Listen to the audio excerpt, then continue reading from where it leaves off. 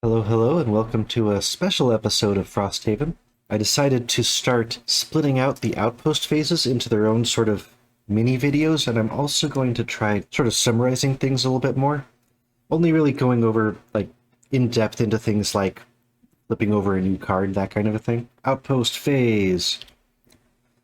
I have already marked off week 3, and now it's time to do our Outpost event for summer. Who knows if we will finally get a attack thing. Okay, a man walks through the open gates of Frosthaven, carrying a sturdy suitcase. He walks up to you with a broad smile. Hello, new in town. Terrible trip, really. Much too far, much too slow. You seem like exactly the sort of folk I was coming out here to see. So happy to make your acquaintances. He sets his bags down and stretches. You see, I've been working with some of the smartest quattrils you've ever seen. They've come up with a railway system that would let us get goods and people in and out of an outpost like Frosthaven here lickety-split. A small crowd has gathered. Now, that's a big undertaking, obviously, but not with the brains of these quattrils by your side. I expect this rail line to be up and running by next summer. I'm so confident, in fact, that I'm offering discounted tickets on the rails if you purchase them today. The ticket is guaranteed or your money back, but there's no guarantee there will be enough tickets for everyone if you don't get them today. The moment I saw, like I said, rail line, this is clearly a play on the monorail thing from The Simpsons. Obviously, there is no way he's going to get a railway to Frosthaven. If we look at the big map, I mean, number one, we have no idea if railway is even much of a thing in Gloomhaven to the south, or like where the capital is. Like Gloomhaven's down there, we never saw anything consisting of a rail line to Gloomhaven, which has become a prosperous port, thanks to all of our hard work playing Gloomhaven previously, and increased prosperity and such. Never had a rail line there. How are you going to get a rail line through the mountains, past this frozen pass, or what, through the sacred mountain of the Algox? No. There is no way this guy is ever going to pull it off, and if he ever manages it, I will buy the full price tickets. We know that that's never going to happen. So this is a clear option B scenario. What's he got for us? You shout down the slimy ticket salesman. It'd be impossible to build a rail line from Frosthaven to anywhere useful. The man rapidly packs up his suitcase and walks right back out the town gate. Some of your fellow citizens look disheartened. Perhaps what he was really selling was hope of a brighter future. So I'm sure there was nothing there. You could probably read the top half of the thing if you want to, but I have not. So that is now in the removed side. Okay, so still no attacks. Summer has been kind to us that way. Now it's time to go through and do our building effects. So yeah, the building operations, all the sunlight things. So we can buy 1 lumber for 2 gold. I'm going to resolve that off screen. We're definitely going to do it. We still have all of our soldiers, and that's going to be it in terms of the daytime operations. So I'll resolve that and be right back. Okay, now that we have finished the building operations, it is time for our downtime phase. And this is where we resolve our things like leveling up. I also saved the perks from our last scenario for this phase as well, so we could just do all of that stuff at once. So, all 3 of our characters leveled up. We were really close to it before the last scenario, and we got a bunch of experience from it. Our Banner Spear leveled up, they gained a perk from having enough check marks, and got a mastery in the last one for managing to keep that Banner of Strength within 3 spaces the entire scenario start to finish. Level up and 2 perks for the Bone Shaper, who finished enough checkboxes, and just a level up and the single perk you get from leveling up for the Deathwalker. So I'm going to resolve the level ups, show off what their level 2 new card's going to be for each one of them in a row. Time to report on what our level up stuff was. So our level 2 card for the Banner Spear, I chose Meat Grinder. It's an attack of 4 that wounds. You just have to be on opposite sides, and this one honestly feels like a pretty direct upgrade over Rallying Cry, because you can attack 2 targets, does more damage. Granted, the disarm is a little bit more useful than the wound, but this also has the Banner of Strength on the bottom, so maybe I'll replace something else instead. So I'll have to decide what to take out Flexible attack, you might sometimes be able to hit 2 targets with it, which is great. Still gets you more experience, and it's got a good move, and you can heal someone at range 1 and apply a regen after a move. So the bottom of this card is really what's super valuable. With the other 2 perks, I just added a total of 4 rolling +1 cards. So we can just, whatever other card we would draw, just gets slightly better. That -2 becomes -1, and so on. Bone Shaper, level 2 card. Since we're going with the theme of summon as many things as we can, had to go with the Raging Corpse. This is a new undead that we can draw. This one is a loss card, unlike the Shambling Skeleton, so we have to be a bit more careful about keeping it alive, so to speak. Movement of 2, attack of 3, 6 health. So as long as we can apply heals from some other characters, this is still pretty good. And if we're holding off on summoning him until the right moment, then we can also apply a poison in all spaces around one of the Bone Shaper's summons. And besides that, the other thing we added was, because they got a total of 2 perks, we just removed a couple more -1s with replacing with +0 curse cards. So that'll be nice, just make the deck slightly better. I was really tempted to go with play a level 1 card to perform a summon action. Basically just start with the Shambling Skeleton. I don't think you can start with the Banshee card, though. Oh no, that is a level 1. I thought maybe it was a level X card, so it wouldn't qualify. It would be interesting to be able to start with that, but I want the deck improved first. And Deathwalker. The Deathwalker had 2 very good cards to look at, but I think Restless Spirits is just really, really, really good. Attack of 3, that curses. The only downside is that it's at melee range. But if you're in a hex with a shadow, you can remove it to double the attack to 6 and get experience. Even better, if you're using the card where if you attack someone, you mark them and can get a new shadow when they die, 6 damage is a lot. So this is a card where you can basically replace the shadow that you're on with a fresh shadow, basically one space away. Since you can put it adjacent to where the target died, you could put it right back on top of yourself. Very good. And the bottom, also very good. Move a shadow up to 4 hexes, and then optionally, or I guess, if you end up moving that shadow into an enemy, they just suffer 3 damage. And you remove the shadow, get experience, but suffering 3 damage straight, ignoring any potential shield, is very nice. And even if you're not doing that, just moving one shadow up to 4 hexes and the card doesn't go away, that's just very, very good for a level 2 card. Other one also good, just attack of 4. But the downside is you're targeting one enemy at any range, but it has to be adjacent to at least 2 shadows. Entirely sure if that is an optional thing or if it's specifying that the target, like, you have to have 2 shadows in play before you can do this, but it's at any range.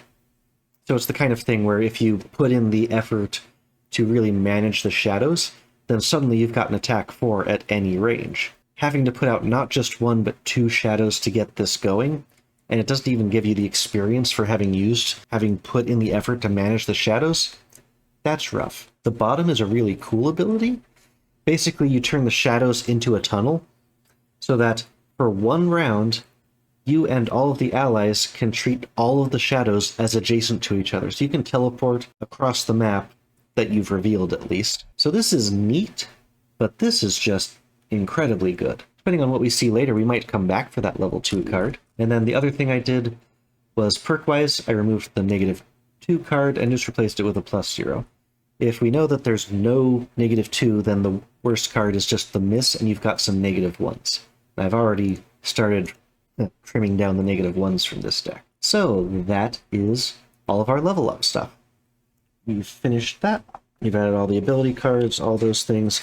Hit points increased automatically, so we are all good with that. The main thing that's left is crafting items to see if we wanted to craft any more items. But I'm going to look over all that stuff and I'll come back and just recap what we did. Finishing up our downtime phase. So, not crafting anything else. I think I was right before when I said that we've pretty much crafted almost everything else that we could want. Maybe a second protective scepter for the Bone Shaper, because they've got the Horn of Command. That's basically like another Warden's Robes, but I don't think they've got any hide to do it. So, yeah, maybe if they had hide, but not crafting anything. But we can brew potions, and two of our characters have new, fresh combinations of ingredients to play with. So our Bone Shaper has what I believe is Arrow Vine and the something Thistle. So we're going to brew those two, and we're going to find out what we get over on the potion sheet. So over here we've got the Arrow Vine, and we cross that with the Thistle, and let's see what we've uncovered. A Stamina Potion for our Bone Shaper. Ooh, Stamina Potion was like the most OP thing ever in the last one. So I'm gonna go grab that potion out. Let's see what we've got, and I'll be right back. Okay, here's our Stamina Potion, Arrow Vine, and some, I think, Snow Thistle. So during your turn, recover one level 1 card from your discard pile. And yeah, it specifically says you lose the card, but you cannot regain this card in any way. Sometimes there are some weird special items that allow you to get another use of a, say, a consumed potion or something. Not so for this, but, I mean, getting a card back increases the longevity of the character who really has the most longevity, by far the most cards. So this is something I kind of would have wanted someone else to have, but we've got it, and we've got the potion space for it, so we're gonna keep it. Because if someone else had that combination of ingredients, then they could just go straight ahead and brew it themselves. Yeah, that's the thing about not being able to share the potion ingredients with each other, is it's hard to get potions. Especially since it's the random draw from the loot table. So our Deathwalker can also brew a potion, and it's this Axe Root and a Thistle. So let's head back over to the potion brewing thing, and this time we're not going to that front one. Instead, we've got the combination of the, get it right, it's Axe Nut, not Axe Root. Axe Nut and Snow Thistle. So right here, and we've got an Explosive Vial for our Deathwalker. Sounds appropriate. Let me grab card number 97 out of the potion deck, and be right back. Okay, so now we've got an Explosive Vial. During your turn, one enemy within range 2 simply suffers 2 damage. No defensive roll, no shield involved. This would straight up kill one of those snow imps. But we've got a really special item on our Deathwalker already. So I think I'm just going to sort of hold on to this until we've got level up to 3 and we've got another slot open up. Because that's still a cool thing. Say our Deathwalker damages somebody, marks them with their special ability, and they're down to 2 or less health. Explosive Vial, just finish them off, get your shadow on the field. So that's a great potion here. But the Corrupted Scroll, for just the heal of 5 when you need it, at the cost of the poison, sure, but heal 5 is a lot. So I feel like I've got to hold on to that Corrupted Scroll, and we'll save that Explosive Vial for later. And since we're not selling any items, that means we are done with the downtime portion of our Outpost phase. And so the last thing is just the construction phase, which is we can build or upgrade one building. By default, we could lose 2 morale to get a second one, but I still don't want to, I really want to build up that defense. I'm just, the winter is coming, as they say. So I want to get that, like, defense +5 and hold on to it. I'm going to look and see what resources we have. We'll come back with, I definitely want to build something if I can, so come back with what we're going to build. Hello, this is Eric from the future. I was getting ready to film the next episode, hadn't edited this episode yet, and I realized while I was doing that, inspiration. I had forgotten about this, because I'm in the building phase, and I said, well, we just haven't been getting any hide, so we can't do anything this phase. And actually, we can build something this building phase because of inspiration. Inspiration as a resource, you can get it from other ways, but the main way you get it is whenever you're playing a mission and you bring less than 4 characters, you get the difference in inspiration after the mission. This is sort of a catch-up mechanic, because with fewer characters, in theory, you're not looting as much. There also aren't as many enemies, so to make up for the difference in loot, you basically get wild cards. And inspiration, I believe, can only be spent for constructing buildings in town, but I could use the inspiration as hide, which means we should have enough to build something after all this building phase. So I'm going to look over all of the building costs, we're going to select something, and we have enough hide for it after all. To make life a little bit easier, I just moved all of the construction materials from the individual players up to the supply. Because you can borrow them back, and I'm doing this single player so I don't have to worry about fighting for resources amongst players, I'll just keep track of a global supply right up here. That's going to make it easier, and from now on, whenever we get resources, construction resources, I'm just going to put them in the global supply. It's easier than tracking the 3 separate groups. And so, it looks like, because we're having such a problem getting hide right now, at least 5 of the other 2 resources, so I think if we get the hunting lodge, it'll be just like the logging camp, we can pay to get some hide between missions. So, 4 lumber, 1 metal, and 2 hide, plus 10 collective gold, is going to get us a hunting lodge during this building phase. So take that out of our collective supplies. We have 4, 1, and then spend 2 inspiration in place of the hide we don't have. And then I'm going to take 10 gold out of, collectively out of the characters. The Deathwalker paid our 10 gold for this. Building 12. We've got a hunting lodge, level 1. And so it has shown up right in front of our logging camp. And just as I expected, you can buy 1 hide for 2 gold now on future outpost phases. And it's given us a prosperity, and we've got a section to read. Okay, well, let's do the prosperity first, and then it's 172.3. So prosperity, we're getting close to level 2. And now up to the section book. Okay, here we are. Hunting Lodge upgraded. This was just the first time we did it, but...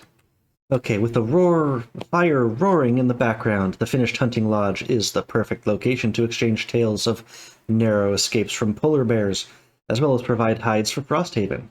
You encounter all sorts of patrons whose rugged appearances often belie a certain gruff kindness. One of those patrons is a vermling trapper who sits nearest the fire and away from the crowd, a square hat shadowing their eyes. Sitting beside their wares of lustrous exotic furs, they are currently absorbed in constructing an intricate snare. When you ask them to explain their process, they warm up to you. Much of my time is spent not in action, but in observation. It's a matter of understanding the animals, their habits. If you're truly interested, perhaps I can show you sometime. You readily agree, happy for the company. So we've got a new class box unlocked. So where is it? There it is. Okay, we've got another unlocked class. Ooh, and so it's a vermling trapper. Huh. Okay, and I think that's going to do it. I'm not going to spend morale to get a second one, though maybe we could build a second thing now. Save that for the future. And so that's it for our building phase. We've got a brand new hunting lodge. Haha. And then I'll go back to what I had for the end of the episode before. And that is going to end our outpost phase. Definitely, I think going with the summaries for this kind of a thing is going to work better in the future. Try to cut down on the less interesting parts of the gameplay. That's going to do it for our outpost phase bonus video. See you in the next main board game video. Bye-bye.